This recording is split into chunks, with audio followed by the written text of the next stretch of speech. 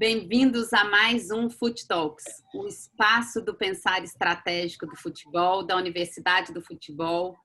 Curta conosco esses vídeos, se inscreva no nosso canal, porque a cada terça-feira nós temos personalidades que fizeram e fazem a história do futebol brasileiro. Hoje temos o prazer de receber aqui Renata Ruel, comentarista da ESPN e também árbitra de futebol. E também temos a alegria de ter conosco Renato Marcília, ex-árbitro da FIFA, comentarista e professor da FGV. Um prazer ter vocês para esse bate-bola, para esse espaço do pensar estratégico, e já vamos começar. Medina, a bola está com você. Bom, antes de mais nada, eu queria agradecer a gentileza, prontamente atenderam o nosso convite para essa entrevista, a Renata Ruel e o Renato Marcília, pessoas próximas aí, pela paixão do futebol. E eu iniciaria já fazendo uma provocação aí para vocês em relação ao papel da tecnologia na arbitragem. Tem um pesquisador americano, Eric Brynjolfsson, que ele diz que a tecnologia não resolve a vida da humanidade. Quem resolve são as pessoas. Mas temos que estar familiarizados com ela a fim de podermos resolver os problemas da humanidade. Então, passando isso para a reflexão sobre o VAR, eu perguntaria para quem dos dois quiser refletir sobre essa questão, esse advento da presença mais constante da tecnologia na arbitragem, ela tenderia a substituir, ao longo do tempo, a arbitragem pela inteligência artificial? O que vocês acham disso? Já pensaram um pouco sobre esse assunto? Renata, pode começar. Ladies first. Vamos lá. Obrigada. Já pensamos, sim. Eu acho que é um assunto muito pertinente. A tecnologia, na minha visão, ela é uma realidade. E ela é uma realidade que ela está cada vez mais presente na nossa vida. Se ela está presente na nossa vida, por que não incluí-la no futebol? Se a gente olhar no esporte, o que acontece? O atletismo, o tênis, o rugby, o futebol americano, o vôlei, já tem a tecnologia inclusa há anos. O futebol até demorou para colocar tecnologia no seu meio. Porém, como foi bem dito, ela é manipulada por seres humanos. Então, eu brinco assim, não adianta você ter uma Ferrari se você não tenha um piloto que saiba dirigi-la. E o VAR não é diferente. Você também tem uma ferramenta aí muito boa, poderosa, que precisa de melhora sim, não é perfeita, tá? Não é 100% eficaz ainda e confiável, mas é uma ótima tecnologia, porém dirigida por humanos. Se você não tem uma qualificação ideal de quem manipula, tanto o técnico das imagens, quanto os árbitros que estão ali, a gente não vai tirar o melhor proveito dessa tecnologia.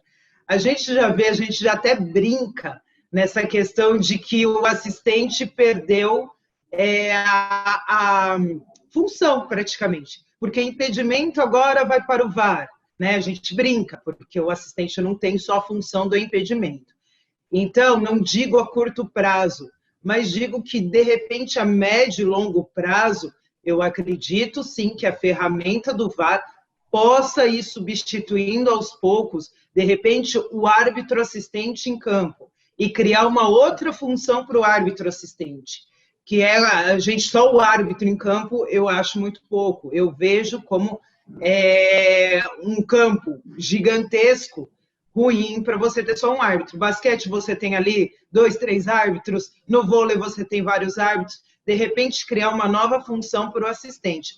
Mas, de algumas formas, a tecnologia ir, sim, substituindo a arbitragem em campo.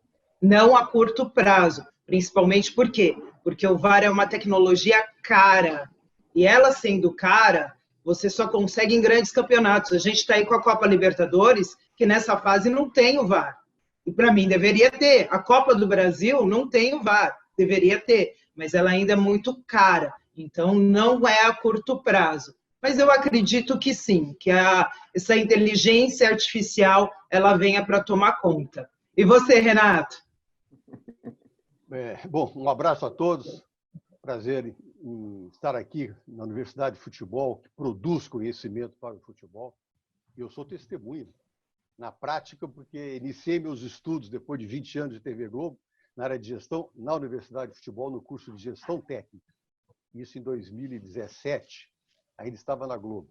Depois ali eu fiz, acho que uns 8 ou 9 cursos. Análise de desempenho, análise de jogo 1, 2, modelo de jogo, tática. Olha, mudou a minha maneira de pensar o futebol, a Universidade do Futebol. E eu sou muito grato a isso. Foi o que acabou me levando para a Fundação Getúlio Vargas depois. Então, eu acho importantíssimo essa produção de conhecimento que a Universidade do Futebol disponibiliza para os amantes, para aquelas pessoas que querem estudar e querem progredir dentro do esporte. Na mesma linha da Renata, com pequenas variações, evidentemente que a tecnologia veio para ficar. Eu vou confessar publicamente, até porque aquelas pessoas que foram assistir aqui o nosso talk sabem que eu sempre fui muito refratário à utilização da tecnologia no futebol. O futebol ele tem duas pilastras mestras, né? Que é a universalidade das suas regras, ou seja, vale para todos, e a imutabilidade. Ou seja, não mudam as regras. O VAR não mudou a regra. O VAR mudou a maneira de você aplicar a regra só. Então, você tem, desde que as regras foram criadas em Cambridge, as mesmas regras, praticamente. Mudou em 91, o goleiro não pegar a bola com a mão, que ele é passada por um companheiro, de uma forma intencional. Isso agilizou 8, 9 minutos. Não foram grandes mudanças, como acontecem em outros esportes. Por outro lado, a mecânica do futebol é uma mecânica diferente do tênis, do basquete. Eu fui árbitro de basquete, fui árbitro internacional de basquete, da FIBA também. Ou seja, é um esporte de começa. Se você para o jogo para olhar no vídeo, não vai te trazer um prejuízo. No voleibol, tem o mesmo protocolo. Tocou na mão ou não tocou? Um bloqueio. Saiu ou não saiu a bola? Uma cortada que vai no fundo da quadra, na lateral. Bateu ou não bateu na antena? No tênis, a bola saiu ou não saiu? Não existe a questão da interpretação. Não existe a subjetividade. E isso faz com que essas circunstâncias de não haver a subjetividade e da mecânica do esporte permitir que o jogo fique paralisado, sem que traga prejuízo ao andamento da partida, faz com que a introdução da tecnologia seja mais palatável para o torcedor. Que ele não muda o que está acontecendo. Um jogo de tênis, eu até estava lendo outro dia, um jogo do Aberto da Austrália, uma final do Djokovic com o Nadal, que durou 5 horas e meia, eles trocaram bola 1 hora e 40. As outras quase 4 horas, o jogo estava parado. Ou porque estava trocando de lado, ou porque ele tem 20 segundos para sacar, o jogador foi lá passar a toalha no rosto. Nesse tempo todo pode passar o challenger, né? O desafio, olhar e o jogo segue. Qual foi o prejuízo que teve? Nenhum. O esporte já tem essa mecânica. O futebol é diferente. O futebol, quanto mais tempo a bola ficar andando, é isso que traz. Quanto mais o jogo fluir, é isso que traz a beleza do futebol. E aí é que eu me colocava, hein? Não, desculpa. Então, nessa circunstância que eu me colocava contra. Eu queria pegar um gancho nisso daí, Renato, porque recentes pesquisas, o desafio de atrair os jovens para o futebol, né, tem sido muito o quanto é longo, quanto é mais demorado, quanto é menos dinâmico. Isso faz parte de pesquisas recentes do novo público, que está com 2 telas, que o entretenimento é muito mais amplo do que era. E tem a sensação disso, eu acho que cola no que vocês dois responderam. O tempo que para, talvez a tecnologia em si no Brasil ainda não esteja no que deveria em comparação com a Europa, que é o que a gente também vê. O tempo de resposta está demorado. Isso, na visão de vocês, se não mudar rápido, vai prejudicar ainda mais a atração desses novos consumidores, ou engajamento desse público que você falava no futebol? Olha, complementando, então, o que eu vinha dizendo, e aí, indo ao encontro que a Renata falou. Entre a cadeira e o computador tem uma pessoa. Tem aquele velho problema. Eu não estou conseguindo acessar, né? A gente fala muito do computador, sistema, tá dando, não consigo, está errado. Aí a pessoa brinca, olha, o problema está entre a cadeira e o computador. Então, no VAR é a mesma coisa. Quer dizer, a tecnologia, eu acabei me rendendo, eu estava falando disso, e eu acho que foi o ponto de inflexão da utilização da tecnologia no futebol, foi aquele famoso gol do Lampard na Copa de... Lampard ou Guerra, agora não me lembro, na Copa, acho que foi o Lampard, na Copa de 2010, Inglaterra e Alemanha, que a bola entrou 40 centímetros e o trio de árbitro, era o Larron, do árbitro, e o seu auxiliar, que não viram a bola entrar. E ali podia ter mudado o jogo. Vocês devem estar, todo mundo deve estar lembrado que foi mais de 40 centímetros que a bola entrou. Aquilo ali, o VAR certamente iria corrigir. E, na minha concepção, o VAR foi criado para isso, para esse tipo de erro. Para o gol de mão do Henrique, que classificou a França para a Copa do Mundo, para o gol de Maradona contra a Inglaterra, para um gol que eu me lembro que eu estava no jogo, no Itaquerão, acho que foi com Botafogo e Corinthians, que 3 anos atrás, que num bloco de jogador dentro da pequena área, o Jô deu um soco na bola, fez um gol, e o gol foi validado. Acho que todo mundo está lembrado desse lance. Quer dizer, e mais um impedimento, que aí é matemática. Esse é o matemático. Tá ou não tá, zerou o erro de impedimento. Mesmo que se produza, como dizem, algumas injustiças de 5 centímetros, 10 centímetros, com a ponta do pé na frente, bom, paciência. Né? Não pode ter subjetividade. Mas, no mais, o protocolo, desde o início, estabelece o erro inquestionável, o erro que a ética repudia, e não da forma como está acontecendo aqui no Brasil, em que há uma interferência que eu acho um pouco exagerada por parte do VAR em questões que dizem respeito só ao árbitro de campo. Não é? Porque a câmera lenta superdimensiona a imagem.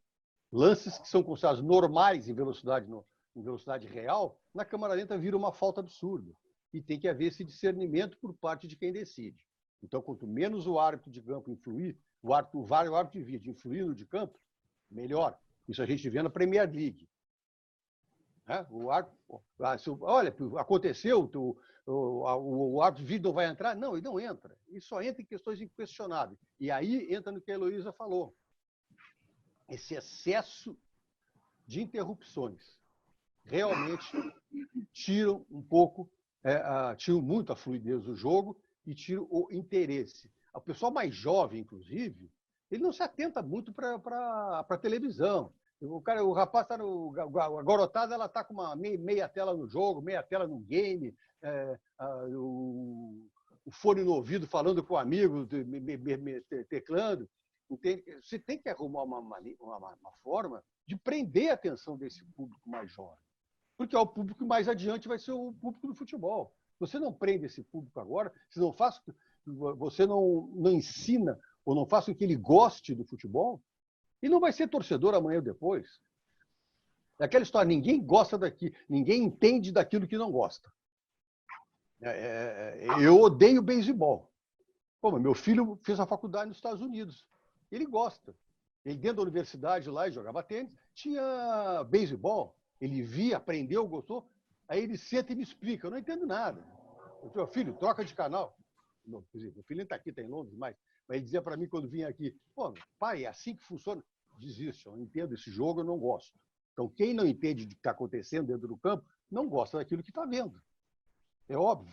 Não é? Então, o futebol ou a tecnologia tem que arrumar uma maneira de fazer com que as pessoas gostem daquilo que está acontecendo.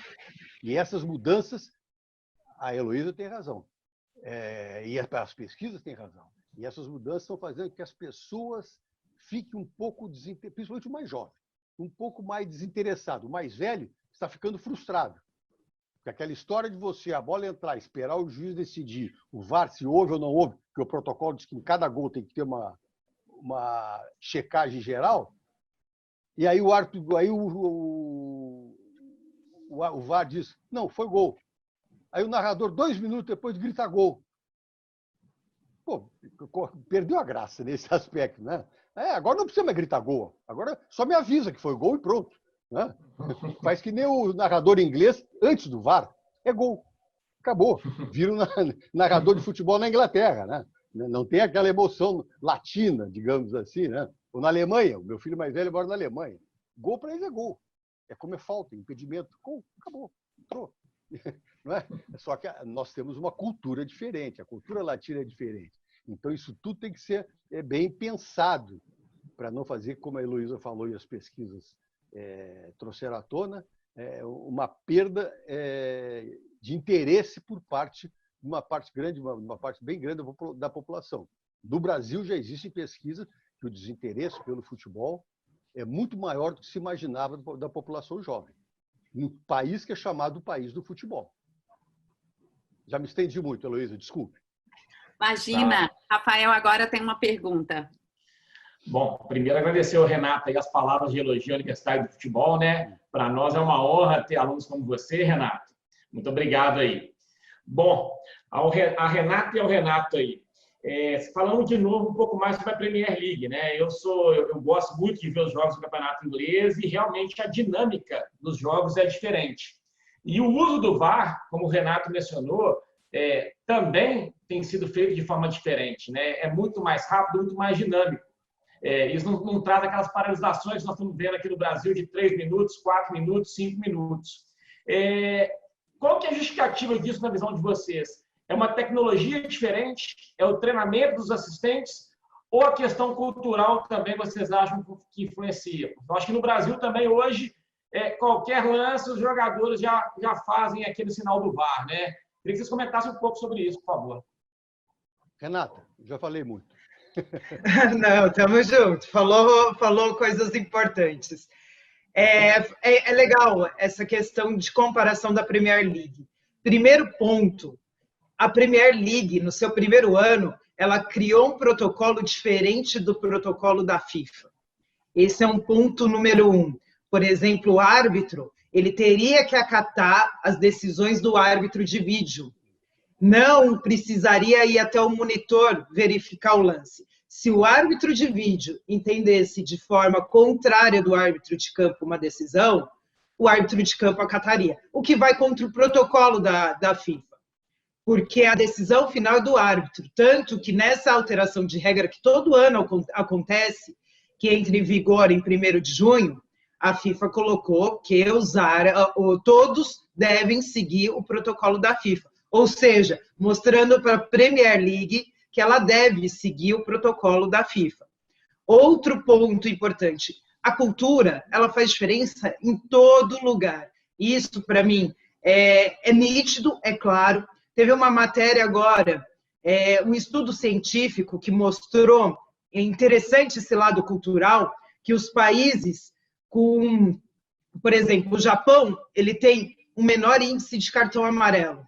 A Bolívia tem um maior índice. Então, que a questão de PIB, de índice de corrupção, influencia, sim, no número de cartões que os jogadores recebem no país. Então, esse é um outro fator que, para mim, culturalmente, a gente não tem como falar de futebol sem falar de cultura. Eu brinco que a sensação que eu tenho, às vezes, é que a Board, a FIFA, elas fazem a regra, né? A Board que faz a regra. Eu falo da FIFA porque fica mais popular. Ela faz pensando nos jogadores europeus. Então, essa questão entra, sim, no futebol. A gente percebe, na Copa América, por exemplo, os jogadores que jogam na Europa, lá eles não fazem bolinho na arbitragem, eles não ficam o tempo inteiro pedindo o sinal do VAR. Chega aqui na Copa América, é outra atitude que eles têm. Então, entra aonde eles estão, com quem eles estão, isso conta sim. Em relação ao VAR em si, na Premier League, sim, eu acho que eles respeitam muito mais a atitude dos árbitros em campo, o que eles decidiram no campo de jogo. Aqui a gente tem um problema, na minha visão, na minha opinião, muitas vezes de quem está no vídeo querer apitar mais do que quem está no campo. E às vezes quem está no vídeo tem mais cacife, é um árbitro de FIFA, e quem está em campo é um árbitro mais novo. Até que ponto isso pesa na tomada de decisão? Até que ponto o árbitro se esconde atrás do árbitro de vídeo? Eu sinto na Premier League o árbitro querendo apitar em campo, decidir em campo. Aqui, eu até acredito que tenha dado uma melhorada, mas a gente não pode generalizar. Então, essa questão de você parar o jogo 5 minutos para ver uma linha de impedimento, você não vê essa demora. Tem diferença tecnológica, sim. Também, esse é outro ponto. A ferramenta que a Premier League compra não é igual à ferramenta que a gente tem aqui. Tá? Esse fator também é um dos pontos que justifica um pouco da demora. Você tem técnicos mexendo ali no VAR, que é contratado pela empresa do VAR, que muitas vezes não é experiente e também dificulta isso. E em relação ao teu impedimento, eu fiz uma matéria há pouco tempo com um professor do laboratório de biomecânica, especialista em atletas, em jogadores, e que ele fala, ele está acostumado com tecnologia, com GPS, com essas questões, né, que medem o atleta. E ele falou sobre o VAR. O VAR, eu acreditava que o VAR, até no impedimento, ele era 100%. E nem no VAR nem no impedimento. Claro, desculpe, Renata, porque tem o frame. É a questão tem o frame. Em cada lance tem 24 frames. Quer dizer, exatamente. O editor do VAR, o técnico, ele vai parar no frame que ele está vendo, na ótica dele, quando que o atacante tocou na bola para passar para o companheiro.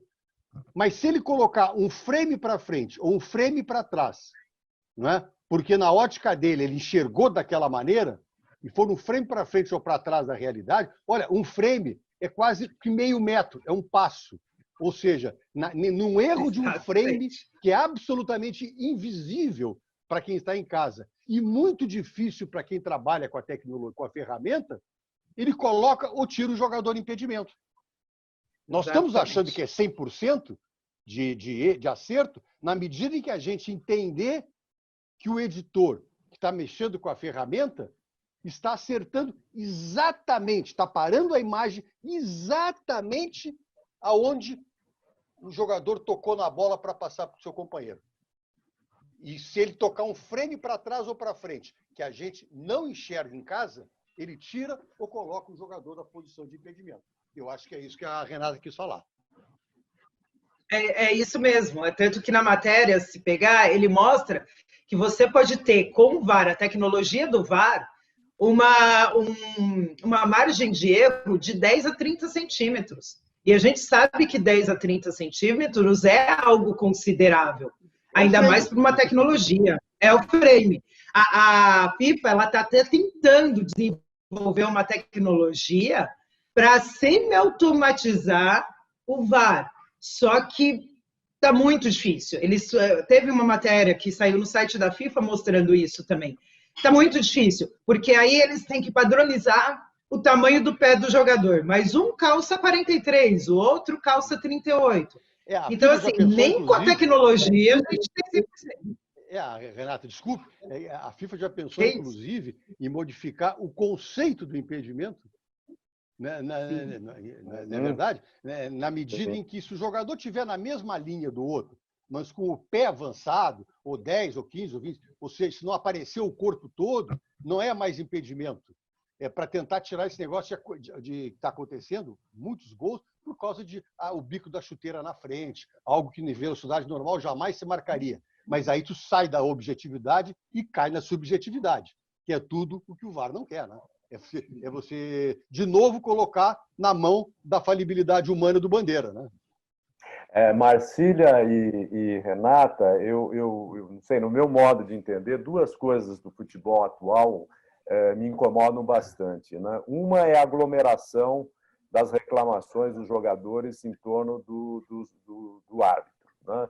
E a outra é o ponto que o Marcília citou, inclusive, da demora, né? Da decisão do VAR, né? Inegavelmente, né? Acho que todos estamos de acordo que o VAR veio trazer mais justiça nas decisões, né? Nós estamos aqui discutindo detalhes, mas isso é inegável, né? Então, eu faria uma pergunta: como conciliar a justiça, né, com mais agilidade? Isso eu perguntaria para o Marcília. E para a Renata, em seguida, eu gostaria que ela desse a opinião, né, a sua opinião, Renata, sobre como coibir, né, de alguma forma, essa aglomeração exagerada. E hoje eu noto que não é só no Brasil, né, também essa mania ela começa também a ser percebida na Europa, né, de aglomeração para reclamação em torno do árbitro, né? Primeiro, que ouvir o Marcília em relação a essa, né, como conciliar essa justiça que o VAR está trazendo mais, porque o árbitro não tinha condições de tomar, né, algumas decisões, né, pelas limitações humanas até. Como agilizar isso, Marcília? Bom, essa é a grande discussão. É a justiça, ou seja, é a eficiência em relação à eficácia do processo, que são coisas diferentes, eficácia e eficiência, né?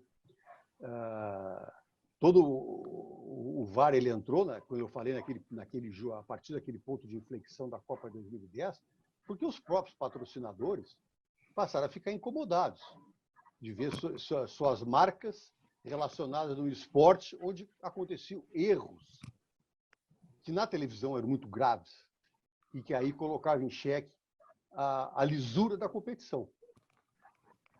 Todo mundo passava a discutir. Não, para um pouquinho, não pode.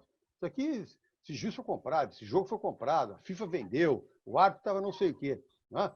Isso, pelo menos, esse tipo de discussão praticamente se encerrou, porque esse tipo de erro gravíssimo não acontece. Então, já reduziu muito. Então, já se produziu muita justiça. Está se produzindo muita justiça. A questão toda, e aí a Renata também, como conversou, é a agilidade do processo. É a ferramenta que se usa. É o treinamento de quem vai usar. É aquele que fica, como a gente brinca, entre a cadeira e o computador.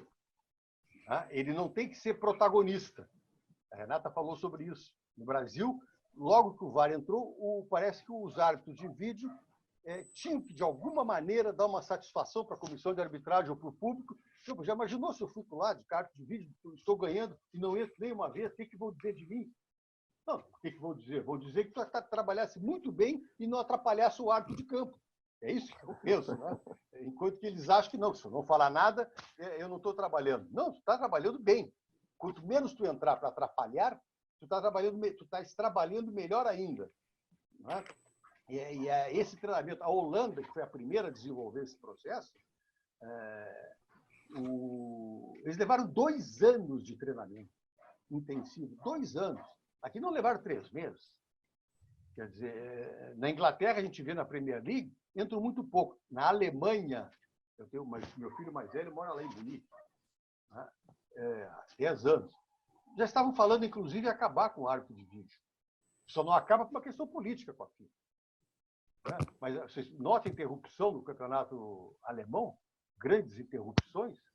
Até outro dia tiveram que fazer voltar um time do vestiário para bater um pênalti. Mas na Inglaterra também. Mas que o árbitro de vídeo viu, os jogadores estavam saindo. Mas, de uma forma geral, a interferência é muito pequena. E aí entra a cultura, que a Renata falou. A cultura é fundamental nisso tudo, desse processo de justiça e de agilidade. É você acreditar nas pessoas. O anglo-saxão ele é diferente do latino. Se no Japão e na Bolívia é diferente, tem a ver com a corrupção e com o PIB, tem a ver com a educação. Tudo começa na educação. E aí você vai chegar no patamar mais elevado, das pessoas acreditarem naquilo que o profissional está fazendo. E erros vão acontecer. Então, esse profissional ele tem que ter a consciência de interferir o mínimo possível. né, de acreditar no seu colega que está dentro do campo. É ele que tem que decidir. Né? Isso é importante. E outra coisa, o fato de você não ir no monitor, que a FIFA orienta, o protocolo orienta, mas que o inglês não gosta de ir, é porque ele acredita no seu colega lá de cima do VAR. Como o VAR acredita no que está dentro do campo. Quer dizer, é todo um processo de cultura e de educação que é diferente do anglo-saxão para o latino, para os povos latinos. E aí faz com que haja uma maior agilidade no processo e de menor interferência no processo. E aí, evidentemente, se nós temos essa cultura e essa maneira de queremos ser protagonistas de algo que deveria ser do árbitro de campo, se o VAR quer ser protagonista, então que ele seja melhor treinado. Insistentemente treinado, exaustivamente treinado, como foram lá antes. E continuam sendo agora. Eu repito, 2 anos de treinamento intensivo e exaustivo até colocar o árbitro de vídeo no ar. Ou seja, estava tudo azeitado. A engrenagem estava funcionando de uma forma muito mais correta, muito mais inteligente, o jogo flui com mais naturalidade. Né? E ninguém discute também, né? Decidiu, está decidido. Renata, na Alemanha e na Inglaterra, no árbitro, no jornal do dia seguinte, está lá o nome do árbitro no cantinho, no pé da página, no final do que aparece ali a escalação, o nome do árbitro. Se bobear, nem o nome de bandeira aparece, Renata. Renata, você acha que é possível evitar essa aglomeração exagerada, no modo de entender, não sei o que você pensa, né, em torno da arbitragem para reclamações? Você acha possível, o que é possível fazer em relação a isso? Eu acho possível sim, professor. Na verdade, o que a gente precisa, né? A gente brinca que o VAR tirou um pouquinho daquela arbitragem raiz, né? Que eu já falo raiz, o Nutella. Então, aquela arbitragem raiz. Eu sinto falta, assim como o VAR tirou um pouquinho do futebol raiz, a gente sente falta desse futebol raiz, a arbitragem raiz também faz falta. Aquele árbitro que decide, né? Nos tempos do Renato era assim, o árbitro decidia no campo de jogo, ele tinha o controle do jogo. Essa informação vem muito do perfil do árbitro e dele ter o controle do jogo. Isso faz falta, personalidade. O árbitro, Renata, eu fui muito, entrei na arbitragem e fui fazer jogo de várzea. Eu falo que é a melhor escola que tem, é jogo de várzea mesmo, era a Copa Kaiser aqui em São Paulo, era a Copa Brahma, e é a melhor escola, porque lá você não tem policiamento, lá você não tem regulamento que defenda a arbitragem. Então você trabalha literalmente sob pressão. Se você não consegue... Hein, Renata? Haja adrenalina. Haja. Mas é gostoso, é muito boa essa adrenalina. E assim, se você não consegue trabalhar sob pressão, se você não consegue ter o controle do jogo ali, a federação para você também, a federação, a CBF, os jogos profissionais também vai criar uma certa dificuldade. Então, assim, falta, na minha visão, até uma questão de personalidade dos árbitros novos, de cumprirem a regra, de mostrarem que quem controla o jogo ali, e assim, aquela diferença importante e gritante. A autoridade não é autoritarismo. Então, o árbitro ele tem que ter autoridade em campo, mas não o autoritarismo. E isso você conquista. Hoje, o Rafael Claus, ele tem autoridade, ele tem respeito dos jogadores. Mesmo quando erra, porque o árbitro vai errar, é importante a gente falar isso, ele é um ser humano, está sujeito a erro, os jogadores acabam respeitando muito mais, mas porque ele adquiriu. No tempo do Renato, era uma arbitragem muito mais raiz, com muito mais personalidade. Eu sinto falta dessa personalidade hoje dos árbitros. E eu acho que tudo é uma questão de perfil. Pode parecer uma bobagem para alguns, mas a gente está aqui justamente na Universidade do Futebol, que estuda o futebol como um todo.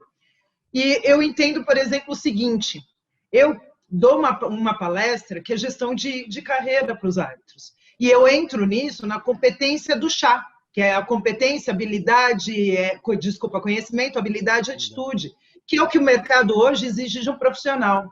E se você olhar, todas essas competências que exige de um profissional, o árbitro hoje também tem que ter liderança, trabalhar em equipe, trabalhar sob pressão, etc., resolução de problemas, né? Outras coisas. E eu defendo até na questão do VAR um estudo de um perfil específico do VAR.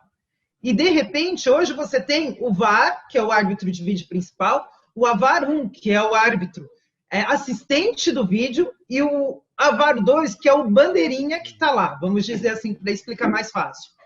Por que não você ter, de repente, nesses 3 componentes, um ex-jogador de futebol, ou um ex-treinador de futebol, não só ex-árbitro, que entende a dinâmica dentro do campo também, que entende o que é um contato físico faltoso e o que é um contato de jogo. Ali ele sentiu o contato, se jogou. Não, mantém a decisão do campo. Sabe, é diversificar. Eu vejo um novo perfil para o árbitro de vídeo, mas eu acredito que no campo está faltando muito de personalidade, aplicação da regra. Quando eu vou dar uma aula, eu falo assim, sabe quem vai fazer o seu nome? Quando vamos dizer, curso de árbitros, né? Você. Você vai fazer o seu nome. Se você for aquele árbitro que as pessoas vão falar assim, esse pode pressionar, que aguenta a pressão, foi você que fez o seu nome. Se você chegar no campo, os jogadores olharem e falarem assim, nossa, ó quem é o árbitro hoje. Esse não adianta nem conversar e pode ficar tranquilo que a arbitragem é boa, foi você que fez o seu nome. Então, o árbitro vai fazer o nome dele. Só que como está sendo feito esse nome? Qual é o perfil que hoje estão traçando para o árbitro em campo? É o árbitro que realmente consegue ter o controle de jogo ou é o árbitro que deixa tudo acontecer? Eu acho que a arbitragem também tem que envolver hoje muitas outras coisas que o RH de uma empresa busca no perfil dos seus funcionários. E aí sim a gente vai diminuir a aglomeração e o árbitro vai poder sim ter maior controle de jogo. É a minha visão, né? Assim, bem resumida, porque senão a gente fica aqui só falando disso. Só complementando o Medina e o Heloísa e o Rafael. A belíssima explicação da Renata, né? A colocação da Renata no árbitro raiz. Então, nessa questão da personalidade. No tempo que eu apitava, quando eu comecei a apitar, não tinha nem quarto árbitro. Era um cara lá que pegava na arquibancada, delegado da federação do jogo, lá na Vale do Amador, que ia lá levantar a tabuleta, substituição. Nem quarto árbitro tinha para segurar os bancos de reserva. Depois veio a bandeira com aquele sensor, o ponto eletrônico, aí a coisa começou até chegar no VAR, né? Então, o que acontecia, eu acho, indo ao encontro do que a Renata falou? O árbitro era muito mais ligado no jogo. Ele era muito mais atento no jogo. Ele tinha que se impor perante os jogadores. Porque ele não tinha, na época, o jogador vinha reclamar, ele faz assim para o jogador hoje, espera que eu te aviso. Né? Era raiz, tu tinha que segurar na unha um jogo na várzea, no Amador, aqui no Rio Grande do Sul, na segunda, na terceira divisão. Claro que isso ainda nessas divisões ainda funciona assim. Sim. Mas nós estamos vendo no profissional o árbitro se esconder atrás do VAR. Bom, o auxiliar, então, nem se fala. Né? Nós estamos vendo o árbitro e o auxiliar, principalmente, usando o VAR como bengala. Se eu errar, o VAR me salva. Né? Ou seja, aí entra que perde aquela força perante os jogadores. Tu perde a personalidade perante os jogadores que a Renata falou. Mas você não desenvolve esses atributos pessoais que são importantes de liderança. Nós aprendemos, na cadeira de gestão estratégica de esportes que eu dou na Fundação Getúlio Vargas, tem um módulo inteiro que é sobre motivação, liderança, gestão de conflitos e negociação. E abre com todos. Você conhece a pirâmide de Maslow, né? Os níveis de motivação das pessoas. Você tem que ter níveis de motivação e de satisfação pessoal para ir crescendo. você tem que saber gerar conflitos, você tem que saber negociar, você tem que ter liderança, você tem que estar motivado. Mas tudo isso é um processo em que exige também de você isso, do árbitro. Agora, se ele sabe que vai chegar lá em cima e não precisa de nada disso, que alguém vai resolver o problema por ele através de um ponto eletrônico, ele acaba não desenvolvendo características que às vezes são inatas, muitas vezes, mas que têm que ser desenvolvidas, né? E isso faz com que isso acaba mexendo na personalidade, na ideia que os jogadores e que o mundo do futebol tem do árbitro, que a Renata falou. Aquele é o fulano, não mexe com ele. Né? Aquele é o Beltrano, vai em cima que ele cede na pressão. Né? E tudo isso forma um contexto. Né? O VAR mudou essa dinâmica, mudou a maneira dos árbitros se desenvolver até um determinado momento, a partir de um determinado momento, né? Quando eles têm o árbitro de vídeo a seu favor, né? E passaram a modificar também a forma como o mundo do futebol, ou seja, o ambiente do jogo, jogadores, técnicos, dirigentes e até a imprensa, passam a analisar a conduta, não só técnica do árbitro, mas a conduta dele no todo como um profissional dentro do campo. Gente, a gente conversou aqui nos bastidores como é difícil concluir para a gente, porque é uma delícia aprender com vocês, escutar vocês. Espero que essa conexão, né? Vocês dois citaram essa ligação que tem com a Universidade do Futebol, mas espero que esse diálogo continue. Eu queria, em nome da Universidade do Futebol, antes de passar aí para o Medina, pegar o último gancho que a Renata falou sobre o chá, que eu adorei, e agradecer, porque a gente acredita muito, né? Certamente, sem conhecimento, habilidades e atitude, mas o que nos traz aqui é exatamente para que vocês consigam passar, esse diálogo mobilize, e principalmente essa consciência das habilidades e atitude, mas a essas pessoas buscarem conhecimento. Né? Não tem mais mágica, não tem mais sorte, e mesmo o de raiz, que é fortemente o que vocês falaram, na sua forma, quando os profissionais buscam esse chá, né? E hoje, com a sofisticação, com a inteligência, na nossa visão que vocês trazem da necessidade de estar atualizado, de buscar conhecimento, essa troca é cada vez mais do que fundamental, essencial. Então, para a gente foi um prazer enorme e poder ouvir de vocês tantos conhecimentos e experiências. Muito, muito, muito obrigada. Medina? Só reforçar, né, esse agradecimento que você já fez aos dois, né? Acho que foi realmente uma aula, né? Atendeu plenamente a nossa expectativa, né? A forma inteligente como o Marcília e a Renata colocaram as suas posições, né? Acho que conseguimos alcançar aí plenamente o objetivo da proposta. Tá? Só temos que agradecer muito a vocês dois pela participação e pela paixão que vocês têm pelo que vocês fazem. Acho que é isso que dá vida, né, à nossa vida. Então, muito obrigado a vocês e agradecemos muito aí, né, essa interação que vocês sempre tiveram, né, com a Universidade de Futebol. Tá? Muito obrigado. Eu que agradeço o convite, né?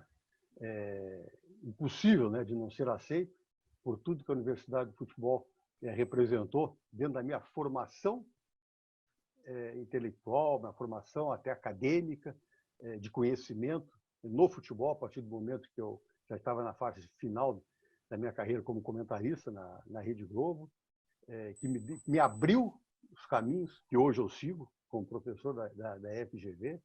E esse processo todo que aconteceu durante os 2 anos foi importantíssimo, que fez com que eu enxergasse o futebol de uma maneira totalmente diferente, a maneira sistêmica que a Universidade de Futebol sempre defendeu. E isso é importantíssimo, e eu estou permanentemente à disposição da Universidade de Futebol, do Medina, do Rafael, a Heloísa. Olha, eu é que sou grato a vocês. Vocês não precisam agradecer nada para mim. Eu serei sempre grato por tudo que eu por tudo que eu consegui aprender, conhecer através da Universidade do Futebol. Meu abraço, um beijo grande para a Renata também, porque eu tive a oportunidade de, mais uma vez, continuar aprendendo, que faz parte do dia a dia, né? A vida é um aprendizado. Renata, um abraço bem grande, um beijo, prazer em te vê-la novamente. Um abraço à Heloísa, ao Medina e ao Rafael Lacerda. Prazer enorme estar com todos vocês. Renata. Eu quero agradecer também a oportunidade, porque é sensacional poder estar aqui na Universidade do Futebol, falando daquilo que a gente tanto ama. Conhecimento não ocupa espaço, né? Então, é buscar sempre entender aquilo que a gente trabalha. Eu falo que, assim, por mais que eu seja especialista em arbitragem, eu tenho que entender todo o contexto que envolve o futebol para eu entender cada vez mais a área da arbitragem. Então, assim, estudar futebol é constante e é algo maravilhoso para quem ama. E a Universidade do Futebol nos proporciona isso. Então, o trabalho de vocês é essencial, fundamental para todos nós. Obrigada, parabéns pelo trabalho de vocês. Renato, você é um ícone na arbitragem, então é uma honra estar aqui com você também. E aprendi muito. Eu falo que essas conversas, a gente adquire muito conhecimento. E isso, já ganhei o dia, porque já saio daqui com muito mais conhecimento do que eu comecei o meu dia hoje. Um abraço e sempre que precisar, contem comigo, estou à disposição de vocês.